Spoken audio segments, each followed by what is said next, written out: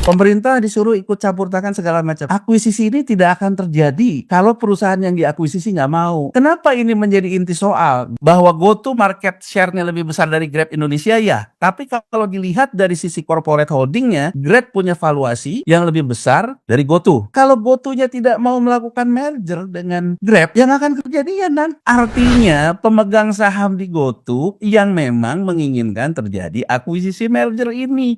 Jadi yang disebut dengan afiliasi itu karena apa? Karena keluarga, karena usaha, karena profesi. Sekarang karena keluarga. Pengendali Telkom itu adalah Menteri BUMN. Pengendali boardroomnya GoTo, komisaris utamanya kakaknya Menteri BUMN. Ini fakta. Dari sisi profesi, komisaris independen sekaligus ketua komite audit Telkom, dia juga adalah lawyernya merger GoTo. Karena ini masuk ke ranah berpotensi konflik kepentingan, tanpa ada yang ngelapor pun, OJK harus melakukan pemeriksaan dan penyidikan.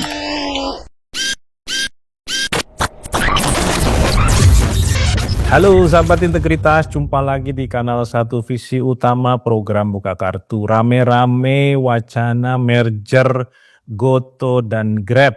Nah ini sekarang ini responnya menggunakan perspektif nasionalis ya. Grab ini perusahaan dari Malaysia, nanti kalau GoTo-nya dibeli akan dimiliki oleh asing. Ini menyangkut soal kedaulatan data, menyangkut soal masa depan ekonomi digital di Indonesia dan Asia Tenggara dan lain-lain. Tapi sebenarnya sebelum kita bicara mengenai wacana merger antara GoTo dan Grab, karena kita juga belum tahu sebenarnya siapa yang mencaplok siapa nih. Apakah GoTo yang mencaplok Grab atau Grab yang mencaplok GoTo? Kita akan membahas lagi hal yang selama ini sempat didiskusikan oleh publik ya dan oleh banyak ahli. Tapi kemudian mati, berhenti gitu ya, senyap. Salah satunya adalah ketika Telkomsel menyuntikkan dana kepada GoTo saat mereka merilis saham terbukanya ya untuk pertama kali atau bahasanya itu IPO beberapa tahun lalu. Karena setelah itu kemudian Telkomsel mengalami kerugian padahal suntikan dananya sangat besar mencapai 6,4 triliun rupiah. Di kuartal 1 laporan keuangan mereka pada tahun 2022 itu mencatatkan kerugian langsung mencapai 830-an miliar sekian gitu ya. Dan kemudian melanjutkan lagi kerugian tren kerugian itu beberapa kuartal. Pertanyaannya kemudian apakah di dalam proses menyuntikkan modal kepada GoTo itu ada hal-hal yang harus dikritisi, ada hal-hal yang aneh. Ya, nah oleh karena itu untuk membahas kembali masalah yang sudah pernah muncul tapi kemudian diam ya karena tidak ada upaya-upaya tertentu dari penegak hukum ataupun dari otoritas, kita akan mendiskusikannya kembali dengan Kang Yanuarizky ya. Kang Yanuarizky ini adalah ekonom yang juga sekarang ini banyak dicari gitu ya oleh media, oleh teman-teman juga yang mendiskusikan satu isu-isu ekonomi di channel sosial media atau YouTube, sekaligus juga ahli kejahatan pasar saham ya atau pasar modal. Kita sapa dulu Kang Yanuar. Oke, Kang, apa kabar? Baik, alhamdulillah. Assalamualaikum warahmatullahi wabarakatuh. Waalaikumsalam. Kang, ini kita bahas soal rencana merger Grab GoTo ya. Dari sudut pandang nasionalisme sudah banyak lah analisisnya gitu ya. Tapi yang juga ditanya-tanya oleh publik kan respon pemerintah bagaimana? Karena ini kan menyangkut soal potensi monopoli ya di pasar digital Indonesia, mengingat memang mereka adalah penguasanya, tidak ada lagi yang menggantikan gitu. Tapi sampai saat ini ya pemerintah menganggap itu adalah rencana aksi korporasi, jadi mereka tidak perlu cawe-cawe. Sementara KPPU menganggap perlu ada deklarasi yang transparan atas rencana merger itu sehingga KPPU bisa menilai apakah akan ada potensi misalnya monopoli usaha di kemudian hari setelah merger itu terjadi gitu ya Kang ya. Nah, kalau dari sudut pandang Kang Yanuar sendiri terkait dengan rencana merger ini, apakah memang ini merupakan satu rencana bisnis biasa saja seperti yang lain juga, ya? Atau ini ada sesuatu yang juga perlu dipertimbangkan karena menyangkut tadi. Ini adalah raksasa ekonomi digital yang sudah mulai menggurita di Indonesia gitu ya. Dan itu terbuktikan kemarin demonstrasi driver Gojek gitu ya di berbagai tempat menuntut soal transparansi, kemudian juga penurunan potongan aplikasi dari 20% ke 10% dan lain-lain. Itu gimana Kang Yanuar tanggapannya? Oke, oke ya sebelum kita bicara ke sana, kita harus lihat dulu gitu antara perusahaan bergerak di sektor usaha apa dan perusahaan sebagai perusahaan yang banyak melakukan aksi korporasi di pasar modal. Gitu ya. Jadi ini dua hal yang berbeda. Jadi bisa saja bahwa perusahaan menjual value added-nya dari sektor usaha untuk mendapatkan modal di pasar modal. Tapi bisa juga lewat aktivitas investasinya. Jadi lewat aktivitas investasi itu dia misalnya melakukan akuisisi dengan perusahaan mana, mencaplok perusahaan A, mencaplok perusahaan B, merger dan sebagainya. Ya. Nah, jadi di pasar modal itu ada dua pemicu yang namanya value perusahaan. Aksi korporasi yang disebabkan oleh sektor usahanya, aksi korporasi yang disebabkan oleh perusahaan itu dalam melakukan restrukturisasi ataupun aktivitas investasi. Nah, perusahaan-perusahaan digital startup ini itu sebetulnya adalah perusahaan yang bergerak di aksi korporasi yang sifatnya itu adalah sebagai investment company. Oke. Makanya ciri khas dari perusahaan-perusahaan teknologi ini, dia bermitra. Jadi kayak supir ojol, yang punya makanan, yang punya segala macam, itu mitra mereka. Karyawan mereka adalah back office lah. Ya kan? Tapi bahwa orang yang menjalankan roda usaha yang menjadi income generator, itu mitra. Jadi sebetulnya bentuk usahanya itu lebih mirip menjadi perusahaan investment sebetulnya. Nah, sehingga warna aksi korporasinya itu sebetulnya lebih nuansanya lebih banyak kepada aksi-aksi korporasi yang sifatnya ke arah merger, akuisisi dan sebagainya. Nah, sekarang kita balik dulu. Kalau dikatakan dilakukan unsur monopoli, ya kan gini. Grab itu adalah perusahaan yang bergerak di negara-negara ASEAN, termasuk di Indonesia, Grab Indonesia. Grab Holding ini, gitu ya, itu sebetulnya adalah Uber yang berjalan di Asia, namanya Grab. Grab Holding ini, dia IPO-nya di Nasdaq di Amerika Serikat.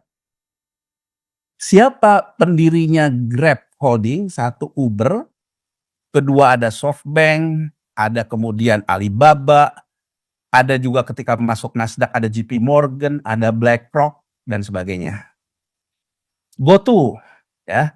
GoTo sendiri ada Alibaba, ada SoftBank, BlackRock juga ada, JP Morgan juga ada. Termasuk Vertex Venture kalau nggak salah ya. Ya, termasuk itu. Jadi kalau kita sekarang mau mengatakannya dari teori bahwa sebetulnya sekarang sudah terjadi monopoli, sebetulnya sekarang juga kalau dari sisi pemegang saham pengendalinya sudah terjadi monopoli. Karena pemegang saham pengendalinya itu aja. investment bankers yang memang investasi di perusahaan-perusahaan startup gitu loh, Nas. Nah, sekarang pertanyaannya ya, orang bawa-bawa ke soal nasionalisme dan sebagainya. Kalau Grab, yang namanya Alibaba, di Grab Alibaba ada nggak ya? Ada kalau nggak salah. Terus pokoknya SoftBank, ya, BlackRock dan sebagainya. Itu dia partnerannya tuh dengan entitas perusahaan yang dianggap sebagai pionirnya itu adalah Uber. Ya kan, teknologi Uber yang dibawa ke Asia. Makanya kalau kita lihat pemegang sahamnya itu ada Uber Internasional, ada SoftBank, ada segala macam gitu ya. Nah, kalau GoTo awalnya kan dari Gojek, pemegang sahamnya orang Indonesia. Tapi kan kemudian angel investor yang masuknya kan sama itu juga. Jadi kalau menurut saya, kalau dari sudut pandang kita melihatnya korporasi itu adalah yang mengendalikan usaha, ya sebenarnya sekarang juga sudah terjadi monopoli kan. Cuman brandnya ada dua. Jadi kalau sekarang saya ditanya, saya dalam posisi angel investornya misalnya SoftBank, ya saya punya Grab di Indonesia, punya juga di GoTo gitu. Sekarang isunya gitu. Pemerintah disuruh ikut campur tangan segala macam. Gini akuisisi ini tidak akan terjadi kalau perusahaan yang diakuisisi nggak mau. Kenapa ini menjadi inti soal? Grab itu kan dia udah IPO di Nasdaq. Nilai kapitalisasi valuasinya lebih gede dari GoTo. Karena kan pangsa pasar dia juga ada Grab di Malaysia, Grab di Vietnam, Grab di segala macam.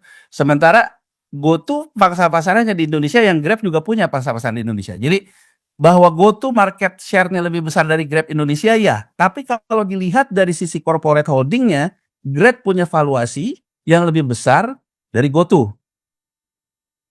Nah, kalau GoTo-nya tidak mau melakukan merger dengan Grab, yang akan kejadian Ya. artinya pemegang saham di GoTo yang memang menginginkan terjadi akuisisi merger ini. Kalau aku melihatnya bisa yang terjadi itu terjadi perbedaan pandangan antara partner lokal dengan angel investor di GoTo. Mungkin partner lokalnya tidak setuju untuk dilakukan merger akuisisi dengan Grab. Tapi kan mungkin dia kalah suara. Ya. Terus bawa-bawa nasionalisme, bawa-bawa segala macam ini. Ya, kalau terus orang ngomong nasionalisme data dan sebagainya, ya kalau cuma sekedar tahu data aja, sekarang juga SoftBank udah tahu datanya GoTo gitu loh ya kan gitu loh. Terus apanya sih gitu. Jadi gini loh, aku tuh ingin bilang kalau pengen divaluasi lebih gede, emang ngomong aja pengen divaluasi lebih gede gitu. Jadi kan seolah-olah mengajak kita untuk larut ke situ agar seolah-olah tuh GoTo ini menjadi barang yang dilindungi oleh negara, bahwa barang ini tuh dilindungi negara sehingga kalaupun Grab mau mengakuisisi itu nilainya tuh lebih besar gitu loh Ya. Ya intinya kan pengen dapat lebih gede. Dan gini loh, ya Grab bukan Telkomsel kan. Kenapa aku mau ngomong gitu? Perusahaan-perusahaan ini tuh gini loh dia bisa melakukan revaluasi buku akuntansi sesuai dengan standar akuntansi International Accounting Standard, yang di kita juga standar akuntansi keuangan. Kalau di kita itu PSAK nomor 22 kalau nggak salah tentang goodwill. Jadi gini saya bisa melakukan revaluasi secara buku kalau saya bisa merevaluasi goodwill saya. Ini ciri khas dari perusahaan-perusahaan startup Jadi perusahaan startup itu selalu menjual ke angel investornya, masuk nanti saya punya ini, nanti kita bisa punya aksi korporasi, bisa meningkatkan goodwill. Nah, caranya meningkatkan goodwill dalam International Accounting Standard yang diratifikasi juga dalam standar akuntansi keuangan Indonesia, itu hanya bisa dilakukan kalau ada aksi korporasi yang namanya akuisisi dan merger Jadi artinya kalau tanpa proses akuisisi dan merger, syarat utama untuk dilakukan revaluasi aset itu nggak ada Gini loh, aku kasih gambaran. Misalnya PLN, ya PLN misalnya katakan saja dia punya persoalan ekuitasnya menurun karena ada misalnya katakanlah rugi berjalannya naik gitu kan, ekuitas turun. Agar ekuitasnya tetap stabil, dia bisa membuat rating obligasi globalnya itu sama. Dia melakukanlah revaluasi aset di sini. Revaluasi asetnya dilakukannya apa? Menilai tanahnya, harganya kan itu udah baru sekarang. Yang dulu tanah harganya 1 juta bisa jadi 2 juta. Kemudian, kalau yang fixed aset kan gampang Ya betul. Tinggal direvaluasi sekarang harga pasarnya berapa. Nah kalau yang namanya brandware gitu ya, bahwa tadinya nih dari aplikasi, bahwa dulu nih aplikasi ini nilai bukunya segini loh, tapi sekarang nilainya itu segini loh. Nah ini hanya bisa dilakukan kalau terjadi proses merger sama akuisisi Gimana ya? Jadi lagi syarat ya. Syarat ya. Misalnya gini, ketika Gojek sama Tokopedia merger. Kenapa dia harus merger? Karena dia mau masuk ke dalam ketentuan standar akuntansi untuk revaluasi. Gojek pada waktu itu menjadi perusahaan akuisisi karena Tokopedia lebih kecil. Kalau sekarang kebalikannya, GoTo lebih kecil dari Grab, maka Grab akan menjadi perusahaan akuisisi. Oke? Nah, prosesnya nilai bukunya Tokopedia sama bukunya Gojek dijadiin satu karena prosesnya merger. Jadi GoTo direvaluasi kan. Nah, dari hasil revaluasi penyatuan dua buku ini, itu kan ya. Kalau sisi kanannya goodwill-nya naik, maka sisi ini kiri ya, aset lah. Pokoknya intinya kalau dari sisi asetnya goodwill-nya naik, maka kita bisa melakukan revaluasi terhadap nilai saham di sisi ekuitas. Jadi gini, ambil contoh. Setelah dilakukan merger misalnya ya, antara Gojek dan Tokopedia. Secara buku dulu, pada waktu itu misalnya mencapai angka persisnya sebenarnya bisa dilihat aku pernah nulis di Facebookku ya, di angka detailnya ya. Dia menjadi 90 gitu ya. Ketika jadi 90 itu mengakibatkan yang tadinya saham disetor penuh yang milik pendiri itu cuma 1 perak, itu menjadi terevaluasi tanpa harus store modal menyesuaikan goodwill-nya. Tapi ketentuan di standar akuntansi maupun International Accounting Standard maupun standar akuntansi keuangan itu hanya bisa dibukukan secara akuntansi kalau kemudian ada investor baru yang membeli saham setelah merger seharga nilai goodwill baru Oke. Nah, disitulah kata kunci kenapa Telkomsel melalui Telkomsel itu menjadi kata kunci menjadikan perusahaan GoTo itu menjadi terevaluasi naik ke ujung langit gitu nih. Ya. Nah, pada waktu itu muncullah Telkom via Telkomsel, dia membeli goodwill itu yang harganya 265. Tapi berdasarkan hitungan itu kan sahamnya cuma nggak sampai, karena valuasinya jadi tinggi gitu kan. Ya. Tapi dia masuk ke dalam PSAK, investor baru yang masuk yang setuju bahwa nilai revaluasi goodwill-nya di segitu. Tenan. Jadi akhirnya Adnan yang dulunya pendiri Gojek, ya, yang tadinya tuh punya saham tuh cuma seperak 1 lembarnya, mendadak menjadi 265 karena itu harga masuknya Telkomsel. Ya Nan ya? Di Facebookku dan juga yang pernah aku sampaikan di rapat dengar pendapat di Panja DPR pada waktu itu, cuman sayangnya DPR waktu itu minta tertutup beda sama sekarang kan ya nggak, lu minta tertutup gitu kan. Ya tertutup terbuka itu kan memang ada ada konteksnya. Saya mengatakan gitu, setelah Telkomsel masuk, revaluasi harga sahamnya dari 1 naik ke 265. Ini pre-IPO belum IPO. Ya. Oke. Kemudian uang yang dibeli dari 265 itu sebagian besar itu adalah saham treasury. Jadi saham treasury itu gini loh nanti. GoTo pasca merger itu sebagai perusahaan itu juga memegang setara kas yang namanya saham dia sendiri. Gitu loh Nah, dalam proses selanjutnya saham treasury ini ngambil punya siapa? Ngambil punya pendirinya. Makanya aku bilang gitu, kalau sekarang kita nggak pernah mendorong ini, kita sering tanya gitu, itu siapa aja yang dulu kebagian? Kan luar biasa dari 1 perak menjadi, dan harganya 275 setelah pakai saham treasury itu. Oke, jadi artinya masuknya uang Telkomsel itu di samping melakukan revaluasi baru harga saham GoTo, juga menjadi exit strategi beberapa pendirinya. Di situ poinku. Nah, setelah dia mendapatkan harga lewat proses pre-IPO itu jadi 275, divaluasi IPO bisa ke 380-an. Tapi kalau tanpa Telkomsel di pre-IPO, Rp1 goodwill-nya dinaikin karena merger, kalau nggak ada investor baru, langsung IPO, belum tentu hasilnya jadi 2, jadi 3, Ya. jadi 2. Paling naik 5 atau 10 lah ya mentok Iya, ses ya. kan gitu ya. Intinya jadi maksudku, dan saya selalu menyoroti gini loh, Nan, banyaknya konflik kepentingan di situ. Nah ini Kang, sorry, terkait dengan isu COI gitu ya. Kita kan tahu bahwa kalau dalam kasus startup lokal Indonesia, itu kan juga tadi dalam konteks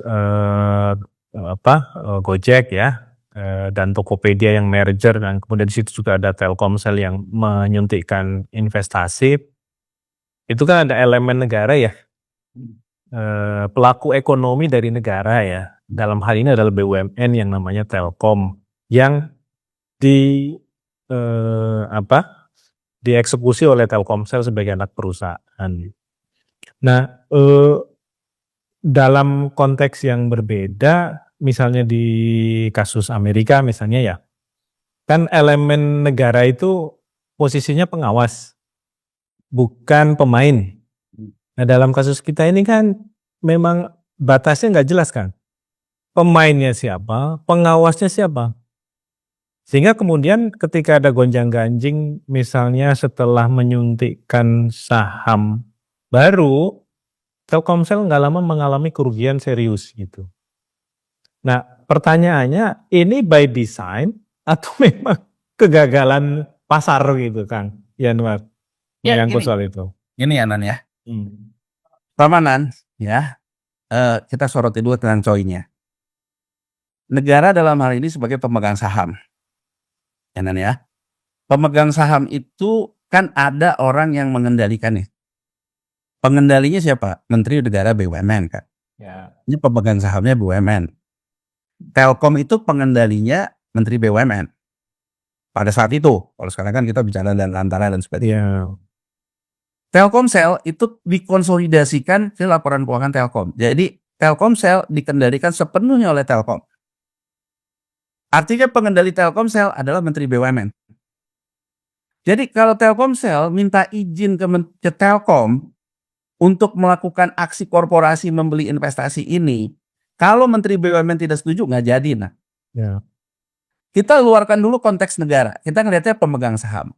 Kita sekarang menggunakan US SEC atau Menteri BUMN-nya ya Erick Thohir lah ya dalam hal ini ya. pemegang saham pengendali. Ya. Kita bicara pemegang saham pengendali dulu. Pemegang saham pengendalinya dalam hal ini adalah Menteri BUMN. Nah, soal COI-nya nggak ada yang beda. Pasal 1 Undang-Undang Nomor 8 Tahun 95 tentang pasar modal dengan Securities Exchange Act 1920 yang dipunya Amerika Serikat tentang afiliasi nggak ada bedanya. Jadi yang disebut dengan afiliasi itu karena apa? Karena keluarga, karena usaha, karena profesi. Jelas, definisinya jelas. Sekarang karena keluarga, pengendali Telkom itu adalah Menteri BUMN. Pengendali boardroomnya GoTo, komisaris utamanya kakaknya Menteri BUMN. Ini fakta. Erick Thohir. Ya, ini fakta-fakta bahwa berdasarkan ketentuan afiliasi mau di Undang-Undang Nomor 8 Tahun 95 maupun di Securities Exchange Act yang berlaku di Amerika sama. Dia ada afiliasi.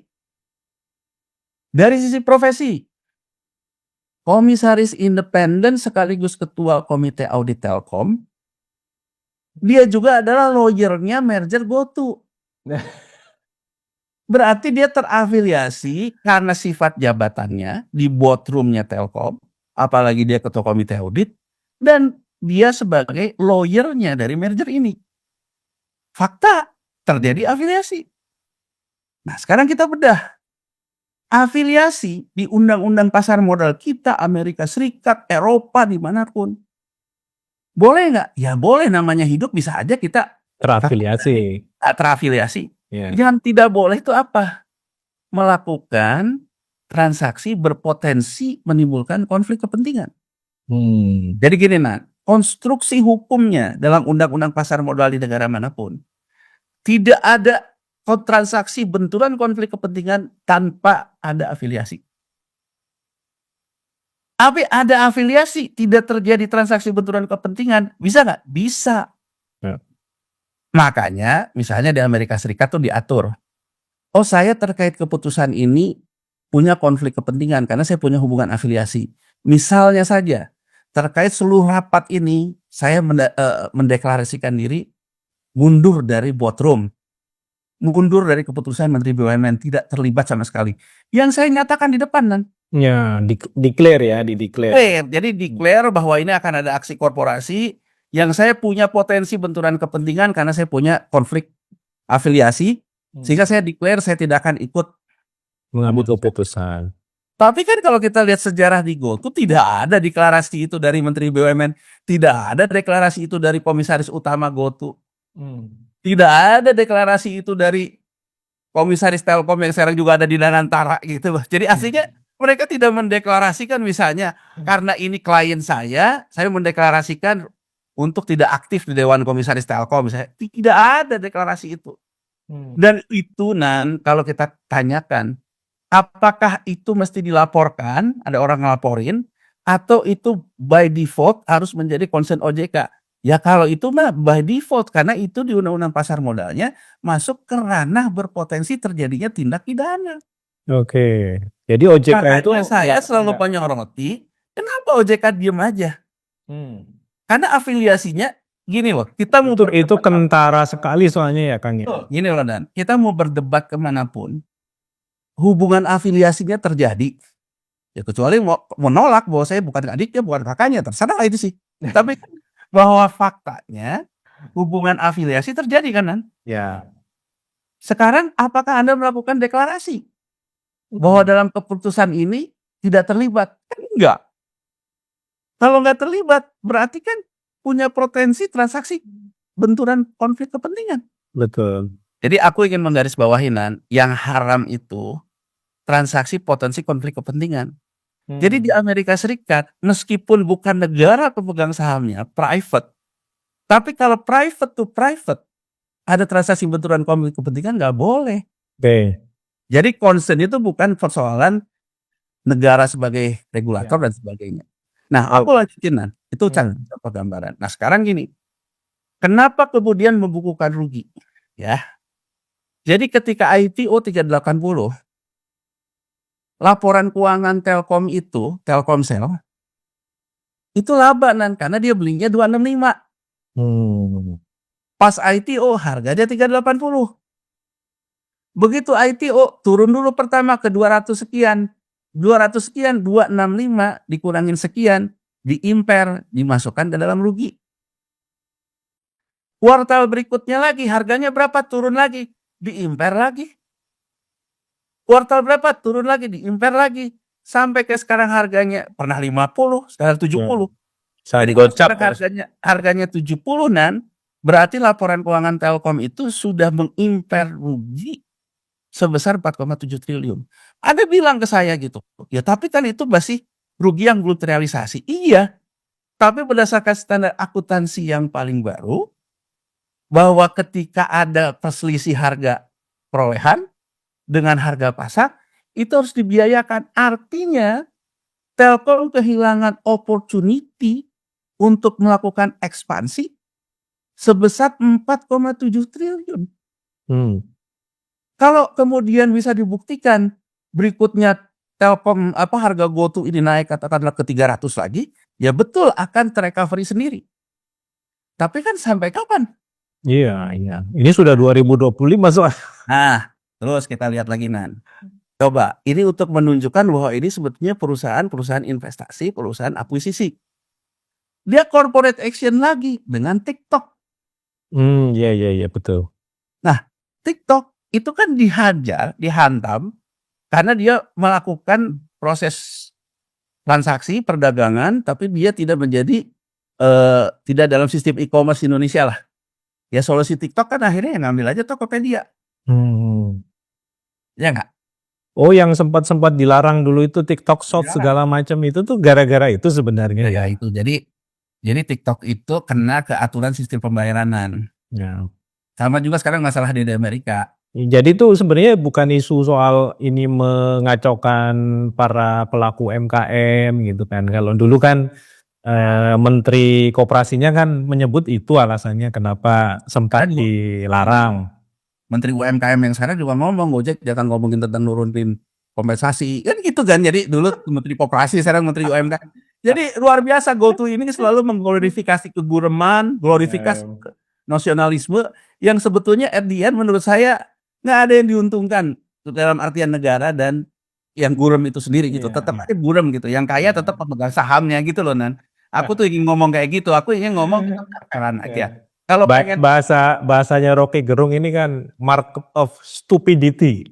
iya, jadi fair-fairan aja gitu. Jadi artinya begitu misalnya dia membutuhkan valuasi baru, membutuhkan suntikan segar baru, ditekan, ya saya nggak nuduh, tapi kan yang terjadi gitu kan. TikTok ditekan kan, Iya. TikTok ditekan bahwa dia tidak bisa menjalankan operasinya di sini karena dia bukan penyelenggara e-commerce dari sistem pembayaran. Ya. Dikasihlah Tokopedia. Tapi kan TikTok ini sama kayak kita ngomongin Grab, Nan. Suruh beli Tokopedia sebenarnya. Jadi artinya bukunya TikTok itu jauh lebih gede dari bukunya Tokopedia. Dan TikTok tidak tertarik terhadap GoTo, dia hanya tertarik kepada izinnya. Ya. Tokopedia. Makanya yang terjadi Tokopedia kan didivestasi namanya. Ya. GoTo sendiri sudah tidak menjadi pengendali di Tokopedia. Wah, dulu orang gembar-gembor, oh GoTo berhasil menjual Tokopedia seharga berapa gitu. Padahal yang terjadi itu Tokopedia dimasukin ke dalam buku neracanya TikTok. TikTok punya valuasi goodwill baru, valuasinya Tokopedia jadi ikut naik ke sana, maka GoTo sebetulnya ya kertas aja. Karena TikTok tidak mengeluarkan uang, beda dengan Telkomsel kan. Iya benar. Gitu ya, beda dengan Telkomsel. Nah, Ya. coba Telkom yang terus akumulasi sampai 4,7 triliun, sampai Telkom mengeluarkan aksi korporasi, men-spin off IndiHome, dimasukin ke Telkomsel loh untuk nimpal yang impar sampai 4,7 ini loh, nah. Iya benar. Ya kan, IndiHome dimasukin ke sana. Nah, itu ya dari sisi ini. Nah, sekarang kita juga melihat dari sisi Grab gitu. Dari sisi Grab juga gitu ya, Grab juga akan melakukan akuisisi lagi. Artinya GoTo akan masuk ke Nasdaq tapi via Grab. Nah, persoalannya mungkin sebagian pemegang sahamnya itu ada yang pengen itu harganya lebih mahal. Ya. Dan saya gitu loh. Dibawalah sentimen-sentimen ini agar gini loh, tanda petik itu biar kayak TikTok ditekan oleh pemerintah gitu loh nanti. TikTok gak boleh beroperasi di Indonesia karena merusak UMKM, padahal ujung-ujungnya cuman persoalan TikTok disuruh ngambil Tokopedia. Itu fakta. Nah, itu Tanah Abang tetap aja sepi kan setelah itu. Itu fakta. Jadi kalau sekarang kita mau dibawa-bawa lagi seolah-olah kalau Grab ngambil GoTo gitu ya, hilang nasionalisme kita. Saya mau nge-refer TikTok sama Tokopedia aja. Dan kalau ngomong nasionalisme apanya sih gitu loh. Ya, betul. Toh juga mereka semua asing. Jadi aku tuh ingin menggambarkan ya inilah perusahaan-perusahaan startup ini selalu ada aksi korporasi, selalu ada exit strategi gitu. Jadi kalau saya lihat tuh sekarang JP Morgan sama BlackRock ya memang menginginkan ada aksi korporasi baru Grab di Nasdaq ya di luar konteks ini. Jadi perang tarif Trump ini ternyata ya, aku nanti ada datanya sih gitu ya. Jadi karena udah keluar nih sekarang laporan keuangan perusahaan-perusahaan yang IPO yang tercatat di Amerika Serikat kuartal 1 udah keluar. Ternyata April ya, laporan keuangan April itu akibat perang dagang Trump itu earning perusahaan-perusahaan di Amerika tuh naik loh Kemudian sahamnya turun kan karena isunya Trump kan. Jadi earning per share-nya itu naik. Nah, yang paling tinggi naik itu adalah healthcare, kemudian Nvidia yang semikonduktor dan perusahaan teknologi. Jadi dari kacamatanya BlackRock, JP Morgan, SoftBank, Alibaba, Grab Holding yang IPO di Nasdaq membutuhkan aksi korporasi. Aksi korporasinya apa? Mengakuisisi GoTo. Kalau aksi korporasi mengakuisisi GoTo itu, maka dia akan punya valuasi baru. Grab-nya. Maka Grab akan naik. Nah, mungkin pemegang saham di GoTo ini ada yang bukan JP Morgan, bukan BlackRock, bukan SoftBank. Kalau buat JP Morgan, SoftBank di GoTo dia punya, di Grab dia punya, yang penting dia bisa naikin aja valuasi dia kan. Nah ini Kang, terkait dengan isu konflik kepentingan tadi juga ya, kan yang tadi disebut Kang Yanuar sebagai investor internasionalnya, kan juga yang jadi penasihatnya Danantara ada juga di Oto. Nah itu ini level konflik kepentingannya jadi makin tinggi tuh. Makin tinggi, dan saya tuh takutnya gini loh Nan, ini cuma saya nggak mau menduga-duga lah ya, tapi kan kita punya sejarahnya ya, Telkom pernah dilakukan gitu. Saya dalam beberapa kali ngomongin Danantara termasuk di kanalnya Adnan ya, saya selalu mengingatkan ya bahwa aksi yang pernah dilakukan Telkom, kalau besok Danantara melakukan kayak gitu, betapa nahasnya bangsa ini gitu kan. Aku ingin ngambil contoh Nan, kita nyuntik 6,4 Ya. ke GoTo. Sekarang Telkom sudah mencatatkan rugi 4,7. Bahkan Telkom sampai men-spin off IndiHome masukin ke Telkomsel untuk menopang impairment itu. Agar struktur labanya kembali pulih gitu ya Nan ya. Coba bayangin Nan, 4,7 triliun kalau kita pakai untuk menginsentif langsung Tanah Abang, Ya. udah jadi apa Nan? Dan modernisasi juga ya sistem Atau transaksi. kita katakan saja, kalau 4,7 triliun itu kita bagi membentuk kepada shareholder activism yang dipegang oleh asosiasi ojol misalnya. Ya benar. Sehingga asosiasi ojol punya share yang juga senilai itu. Ya. Dan mereka punya suara ya di dalam pengambilan keputusan. Sekarang kan bayangin loh, kita menciptakan lapangan kerja semu. Kan Informal, informality sebenarnya ini ya. yang terjadi itu gini Nan, data supply ataupun daya beli turun. Jadi yang namanya beli makanan, beli apa tuh turun kan. Orang ter-PHK, data BPJS Ketenagakerjaan aja tahun lalu 250.000 Nan. Ya. JKP tahun ini lebih ini lagi. Aku baca tadi katanya BPJS Ketenagakerjaan menduga tahun ini 280.000. 250.000 sudah terjadi, forecast 280.000 udah mau 500.000 Nan. Orang-orang ini lari kemana Nan? Kata BPS tapi pembangunan turun. Kenapa? Orang misalnya di PHK di Sritex, kemudian langsung daftar di aplikator, entah di GoTo kayak entah di Grab, sama BPS diterjat mau kerja kembali Nan. Itu cara mencatat BPS, gitu loh. Itu kenapa jomplang dengan Bank Dunia ya katanya ya. ya. Jadi BPS yang tadinya pekerja formal di pabrik Sritex dijadikan pekerja yang berusaha sendiri namanya, klasifikasinya di BPS. Yang mitra itu ya. Mitra. Sekarang kan bayangin Nan, dulu orang ngojol jumlahnya 10. Kuenya besar karena masih ada daya beli. Jadi yang ngojol 10, kue yang diperebutkan misalnya 100, 10 banding 100. Sekarang bayangin dengan banyaknya orang sektor formal lari ke ojol karena di PHK, 10 ini katakan aja jadi 50. Sementara si kuenya menyempit pula karena daya beli konsumennya turun, jadi 70. Jadi sebetulnya isunya adalah apa? Orang berebutan kue yang menipis, sehingga akhirnya sensitivitas isu terhadap persentase itu menjadi mengemuka. Iya benar. Kan gini loh Nan, kalau dulu misalnya ya potongan yang sampai 20% itu karena pangsa pasarnya gede, ojolnya masih rasio antara ojol dengan pangsa pasar masih oke, mungkin bagi mereka itu masih kerasa lah. Sekarang kita Nan sama-sama deh kalau kita tanya deh ke supir ojol, dia bilang wah sekarang susah Pak. Kalau dulu sih saya bisa bawa keluar uang sekarang segini aja susah. Aku beberapa kali nanya, yang ngasih tips juga sekarang pelit-pelit Pak, gitu kan? Ya, benar. Jadi kan sebetulnya ada persoalan struktural ekonomi kita yang berkendala, sementara kita udah topang dengan uang BUMN yang sampai 6,4. Menurut saya nembak angin kan. Nembak angin nggak kena apa-apa gitu. Jadi saya mau ngomong juga ke Menteri UMKM yang membela itu. Artinya kan yang kita mesti pikirin tuh bagaimana UMKM kita bisa dapat lagi daya beli kan, Nam? Iya nggak? Ya. Kalau tuntutan dari supir ojol ini ya wajar saja karena memang sekarang kuenya makin sempit karena daya beli, orang yang main di ojol tambah banyak. Jadi kan pemerintah harus sampai ke solusi itu. Kang, terakhir Kang, supaya ini jadi lesson learn ya, kasus Telkomsel yang beli GoTo gitu ya, dan akhirnya mengalami kerugian itu kan ada fakta-fakta tadi di mana ada di situ konflik kepentingan, pengambilan keputusannya harus diuji, kemudian juga ada kerugian yang terjadi setelah itu gitu ya.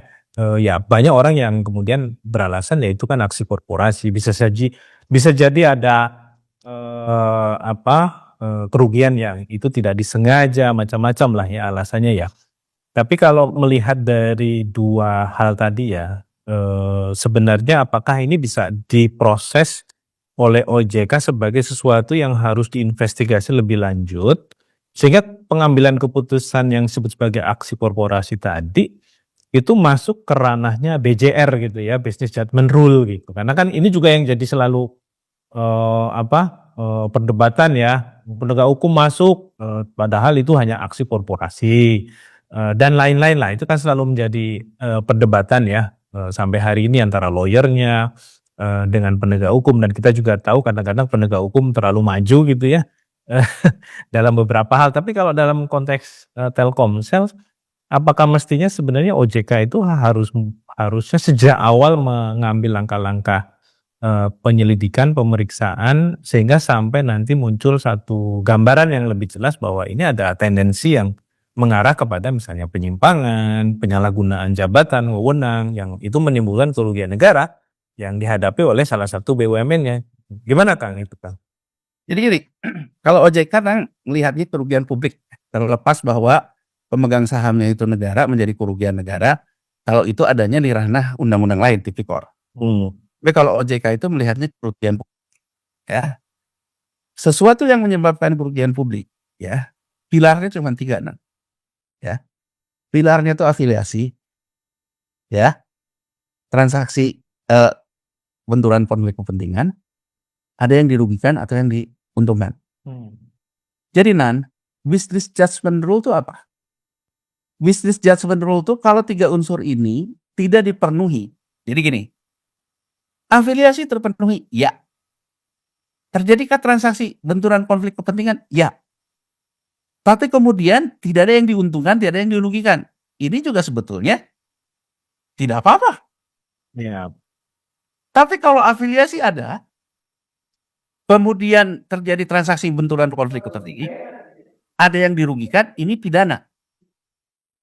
Tapi gini, begitu ada afiliasi, karena ini masuk ke ranah berpotensi konflik kepentingan, tanpa ada yang ngelapor pun, OJK harus melakukan pemeriksaan dan penyidikan. Kemudian, afiliasi, ada nggak transaksi konflik benturan kepentingannya? Ada. Di mana? Di proses valuasi. Kalau Telkomsel nggak masuk, maka valuasi menjadi 265, tidak ada kejadian. Berarti poin konflik of interest-nya apa? Di 265. 265 ini akan menjadi business judgment rule kalau bisa dibuktikan bahwa tidak ada faktor afiliasi yang mengakibatkan diputuskan keputusan itu. Jadi sorry to say aku harus mengatakan di negara kayak Amerika Serikat yang full private model pun, mereka membuktikan dulu bahwa tidak terjadi yang namanya transaksi benturan konflik kepentingannya. Jadi kalau ingin dikatakan business judgment rule, OJK harus membuktikan bahwa keputusan Telkom dan Telkomsel memutuskan harga 265 tidak terkait dengan pengaruh afiliasi. Nah, kalau di negara-negara maju ya, di litigasi-litigasi yang selalu dirilis oleh US SEC, OJK di Amerika Serikat, ini selalu faktornya deklarasi Si pihak terafiliasi sebelum aksi korporasi dilakukan, dia sudah deklarasi mundur terkait aksi korporasi ini. Ini kan nggak ada. Kalau kita bicara Enron Gate di Amerika Serikat dan sebagainya, karena tidak ada deklarasi, ya kenapa itu bukan BUMN kan? Ya kan itu bukan BUMN. Jadi aku ingin mengatakan kita kembali ke prinsip-prinsip dasar dulu. Nah, ketiga, siapa yang dirugikan? Jelas, harga saham IPO 380, mendadak 50, berarti publik dirugikan. Bahwa salah satu yang dirugikan itu ada Telkomsel, itu bagian dari pemegang saham kan. Yang diuntungkan siapa? Yang tadi kan, ada yang exit strategi. Jadi kalau menurut saya, Nan, ini tuh transaksi ini harus diperiksa oleh OJK. Tapi OJK nggak ada komentar sedikit pun. DPR yang mengawasi OJK nggak ada komentar terhadap OJK. Sekarang DPR terbelah terkait dengan isu P ini. Ada yang nasionalisme. Ya terbelah karena yang satu oposisi sekarang, dulu padahal nggak oposisi gitu. Dengarkan gini, aku ingin menantang DPR ya. Kalau kita ingin menyelesaikan persoalan ini secara menyeluruh. Tadi kan kata Adnan, apa lesson learn-nya? Yes. Presiden Prabowo Subianto harus membuktikan kata-katanya. Saya tidak ada ampun terhadap yang nge-backing korupsi. Yeah. Nan, kita baru baca berita, Nan. Korupsi korporasi lah kalau bahasa di kita. Yeah. Dihukum mati, Nan, di Cina, Nan. Xinhua itu kan perusahaan. Yeah. Dan dia dianggap korupsi. Dihukum mati CEO-nya. Nah, aku ingin mengatakan, Nan, comparative advantage kan kalau di teori korporasi ada competitive advantage, ada comparative advantage. Competitive advantage orang selalu bilang, oh Cina tuh sistem politiknya beginilah, Cina itu biaya buruh murah lah, biaya kredit murah lah. Oke lah tapi kita tidak pernah menggambarkan apa comparative advantage Cina dibandingkan negara-negara emerging countries. Cina itu tegas kalau ada orang ketahuan korupsi. Yeah. Tegas, Nan. Jadi maksudku, Nan, aku ingin ngomong ke Presiden Prabowo. Kita harus punya comparative advantage di tengah dunia yang bergejolak kayak gini. Artinya apa? Satu ya, Nan. Penyelenggara negara sudah dicabut di Undang-Undang Danantara. Konteksnya bukan hanya persoalan tipikor, Nan. Ini juga menjadi bias inbreng hibah aset negara ke Danantara yang bukan penyelenggara negara, berarti hibah dari negara ke sektor private, berarti privatisasi BUMN secara total. Betul. Penguasaan aksi korporasi asetnya cukup ditentukan oleh Kepala BPI Danantara. Tidak lagi dalam ketentuan aset negara. Misal, mau hapus buku tagihan kredit macet di bank anak Danantara, itu nggak perlu lagi minta penetapan ke kejaksaan, minta dimasukin berita negara.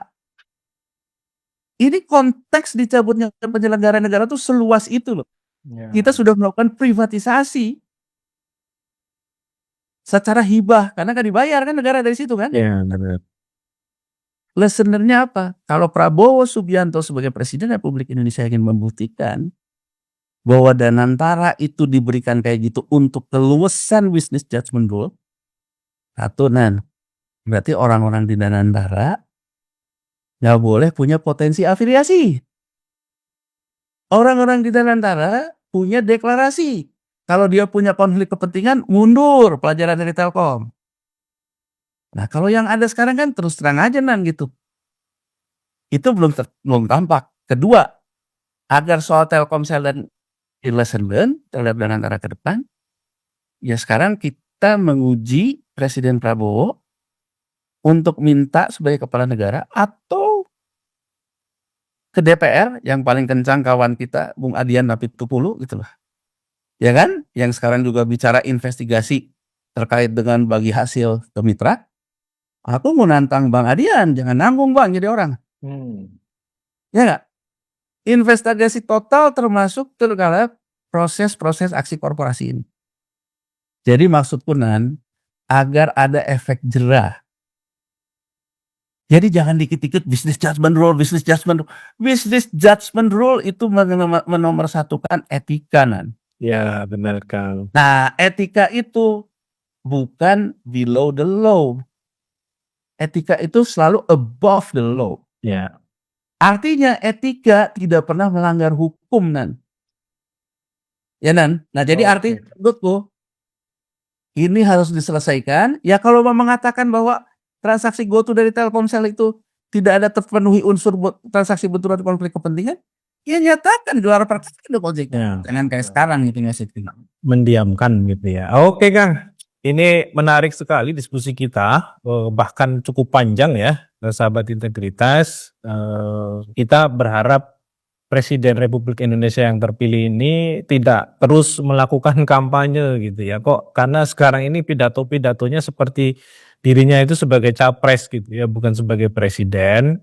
Jadi upayakan selalu tindakan-tindakan yang nyata, jangan omon-omon ya, untuk membangun satu kepercayaan yang penuh bahwa negara ini akan dikelola dengan lebih baik, dengan menghilangkan berbagai unsur-unsur konflik kepentingan yang selalu menjadi akar dari berbagai persoalan pelanggaran hukum dan kerugian-kerugian masyarakat yang lebih besar ke depan. Demikian sahabat integritas, bincang kita dengan Kang Yanuar Rizky. Kita ketemu lagi di lain waktu. Sampai jumpa.